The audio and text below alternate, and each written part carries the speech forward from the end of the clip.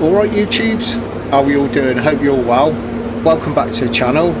No intro on this job because this is the second part to the Ford Transit side loading door repair that I've done. So if you haven't seen the first part, you can go and check that out where I show you how I repair the door on this. So yeah, I'll give you a little talk through of the painting stage. I haven't got any footage of the preparation, so the preparation on this was I blocked the 2-pack primer down with 320 grit on a block, on a dust extraction block, and then finished off the primer in 500 grit and then 600 grit, and then the side panel, the rear quarter panel, in the blend area, that was sanded with 800 grit and a grey Scotch Brite wet.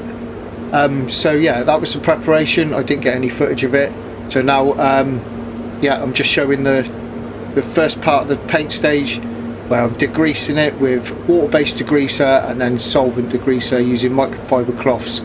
And in this video I'm experimenting, like to experiment. Tell me what you think of it with some different camera angles. So I got a new phone, so I had an older iPhone, so I've got a newer phone now, and I thought I'd have a go at recording on that and recording on my GoPro at the same time. So yeah, two camera angles on this part at the moment. I'm not sure what I think of it, to be honest with you. If it's a bit confusing seeing two camera angles. So throughout this video there'll be a variation in camera angles, and tell me what you think, whether you like it in the first person view or whether you like to see me actually doing all the spraying, you know, from a distance. So yeah, like I say, I'm just doing the degreasing on this stage, and I'll try and talk you through the painting stage. For any of you guys that are trying to learn how to spray, or you know, you're DIYers, it's a bit difficult to explain application, especially with Basecoat, as they all vary really. They do definitely vary on Waterbase Basecoat, which is what I use. I use Mipa Waterbase, so I can only really talk you through the application of the Basecoat with how it's done with the Mipa Waterbase. Solvent Basecoats are a little bit more familiar across the board, where they're quite similar on the application stages, but they do have variations depending on the make of Basecoat that you're putting on. So yeah, I want to try and help you guys that are maybe trying to learn how to do this for yourselves at home. But like I say, there's variations in the application stage depending on the Basecoat you're using. So really, rule of thumb is you need to read the technical data sheets to find out how that Basecoat needs to be applied, because it's not one set rule for every Basecoat. There is variations. So yeah, that's it. It's all degreased, and I blow it off with the microfiber cloths just to dry any residue out from the degreaser, as the primer can absorb a little bit as well. So yeah, I give it a blow off and wipe it with the microfiber cloths, which really helps on keeping dirt out of your jobs. I found microfiber cloths really handy, and then obviously with a tack cloth, and I blow again. So this is first coat with Mipa Waterbase. If it's a colour that will cover a normal covering colour, the first coat of Basecoat, as you can see, is like a half coat. It's not a full wet coat. I can't get coverage on the first coat of Basecoat with this. With this system, it doesn't like it. It doesn't like the first coat to be applied wet. So it's a half coat which needs, and this is per data sheet on this system, it needs to be dried out, the first coat, completely. So it's a half coat, and where it's a half coat, it doesn't take too long to dry out. So I've got an A&I self-heating dryer there, which aids with the drying. This is speeding up this bit of footage, and I turn the temperature up to about 35 degrees if it's a cold day, and dry that first coat out, and then get the temperature back down. So now the second coat, there's two ways with Mipa. You can put them on as individual coats, or the data sheet does say you can double head the coat, so it's a double coat, but they're not completely full wet coats. This Mipa water base doesn't go on sopping wet like some other water bases do. It stays textured, so you're not looking to get a real wet film on there.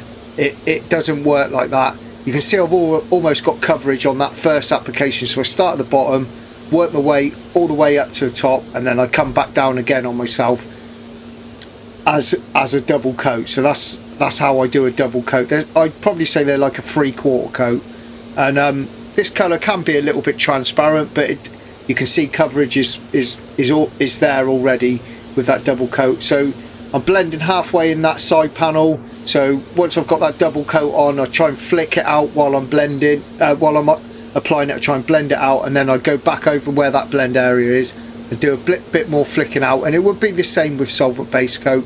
You need to, on your last coat, you need to be going a little bit further and try and just angle that gun, the spray gun away. It's at 2 bar pressure. Angle that spray gun away and let it drift away at an angle to get a thinner coat on your blend area, so the transition isn't so strong. So I've dried that out. So I put the booth on 45 degrees, got my blowgun in there, dried it out, and I've cooled it back down. And now I'm on the drop coat. So with Mipa water base, they're all different. Solvents are different as well, but with this water base, it's dropped the pressure down to 1 bar, so half the pressure, and almost double your distance. You can see I'm quite far away now, and full trigger, and I sort of do a double drop coat there, and then drop coat in your blend area as well. Get all the metallics laying down nice and even, helps it even up.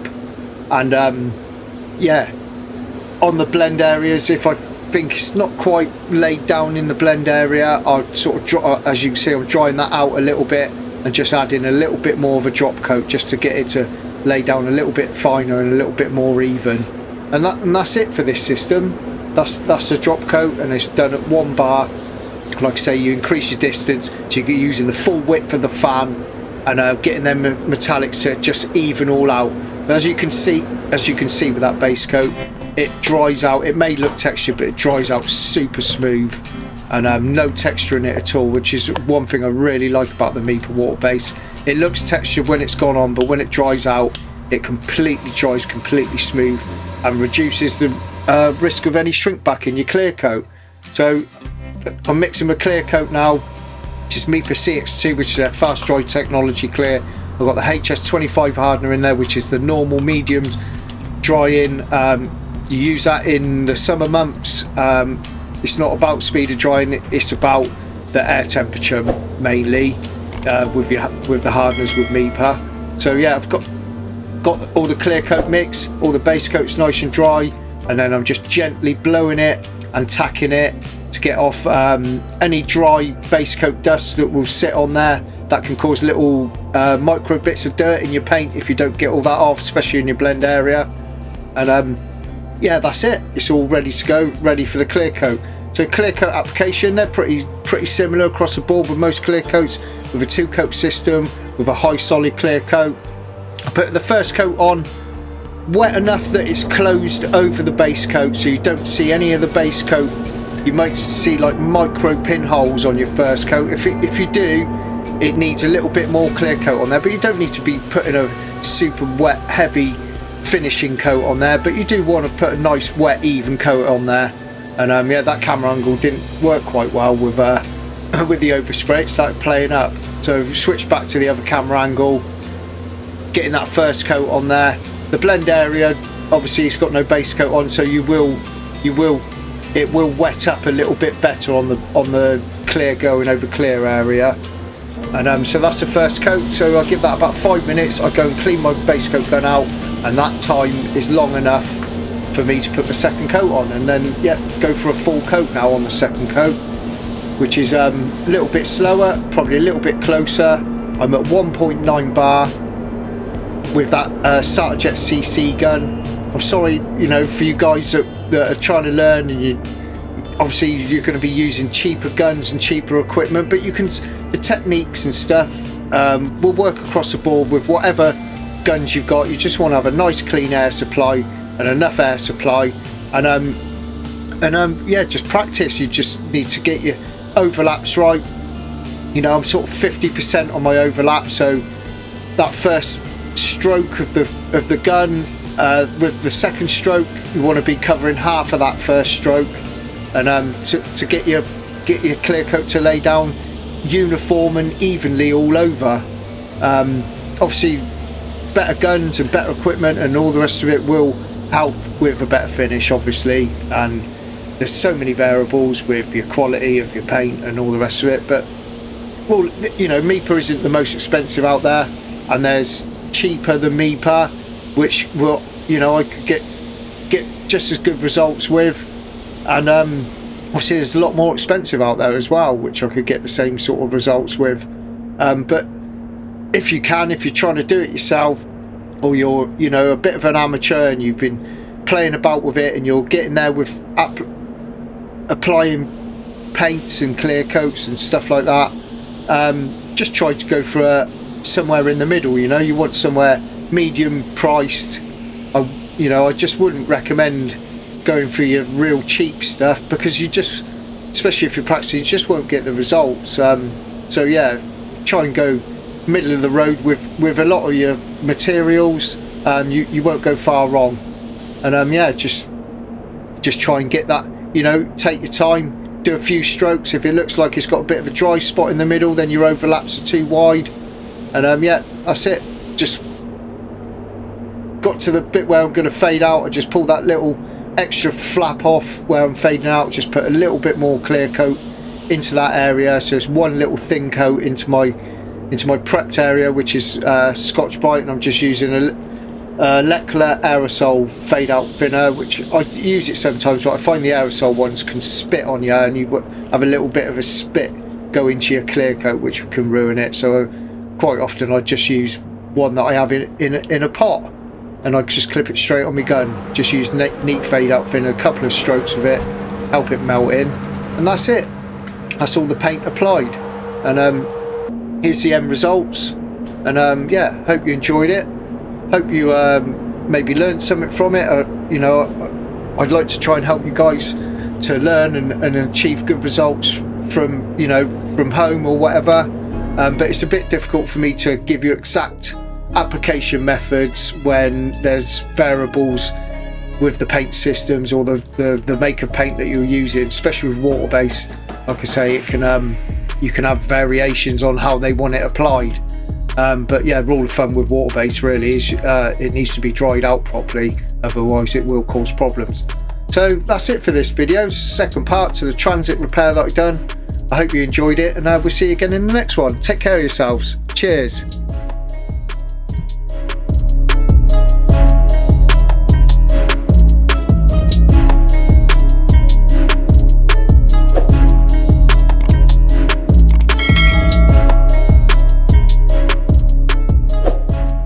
Right then, YouTube, that's the Ford Transit Sport van all finished, so I'll give you a quick look outside.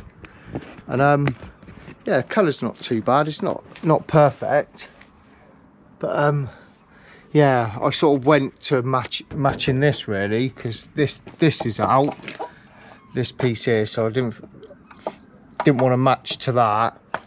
I had 3 shades on my system, 2 of them I had colour chips for. They were both really bad. Yeah, they weren't good at all. One was way too light and not enough metallic in it, and the other one looked too dark and too much metallic in it. So I cameraed it, and it did struggle to pick it up initially, but I got there in the end and just recalculated the darker shade really to lighten it up a little bit, because it was a bit too dark. But it's not too bad. It's getawayable, I think. But yeah, not perfect, but the vans, you know, not perfect, but yeah, what a great van these are. I really like them. You know, this one's got potential being a really good sort of collector's one really, if it was if it had a bit of love and time spent on it. With a mileage, it's got about 50 odd thousand miles. It's just a bit tired, but it runs really well, and yeah, I think they look so retro now as well.